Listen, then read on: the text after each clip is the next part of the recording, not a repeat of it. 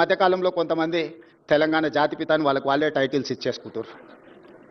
ఉద్యమకారుడు అనే పదాలు వాళ్ళే రాసేసుకుంటారు. చేసిన తప్పులకు పోలీసులు నోటీసులు ఇస్తే తెలంగాణ జాతిపితకు నోటీసు ఇవ్వడం అంటే మొత్తం తెలంగాణ సమాజానికే నోటీసు ఇచ్చినట్టు అంటారు.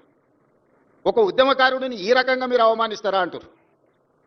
నిన్నెవరు తలుపులు బద్దలు కొట్టలేదే, నిన్నెవరు ఇచ్చుకొని రాలేదే, చేసిన తప్పులకు మీకు నోటీస్ ఇచ్చారు సార్ మీరు రాండి అని. లేదు నా వయసు కొంచెం ఎక్కువ ఉంది మీరే వచ్చి తీసుకురండి అంటే, సరే సార్ మీరు అధికారిక నివాసం ఉంది కదా మీరు అక్కడ ఉంటూ వస్తామంటే, లేదు లేదు లేదు నేను ఎక్కడో ఫామ్ హౌస్లో ఉంటే ఎక్కడ ఉంటే అక్కడ బాత్రూమ్లో ఉంటే బాత్రూంలోకి వచ్చి రాసుకోండి అంటే, ఇదెక్కడి జాతిపిత విధానము, ఇదెక్కడి ఉద్యమకారుల విధానము? పదవులన్నీ మీరే తీసుకుంటారు. 100 ఎకరాల ఫామ్ హౌజులు మీకే వచ్చే, టీవీలు మీకే వచ్చే, పేపర్లు మీకే వచ్చే, వేల కోట్ల రూపాయల వ్యాపారాలు మీకే వచ్చే, ఉన్న పదవులన్నీ మీరే పంచుకుంటారు, చేయాల్సిన తప్పులన్నీ మీరే చేస్తారు, పంచుకోవాల్సిన కాంట్రాక్టులన్నీ మీరు పంచుకున్నాక మీరెట్లా జాతిపిత అవుతారు, మీరెట్లా ఉద్యమకారుడు అవుతారో నాకు అర్థం కాలే.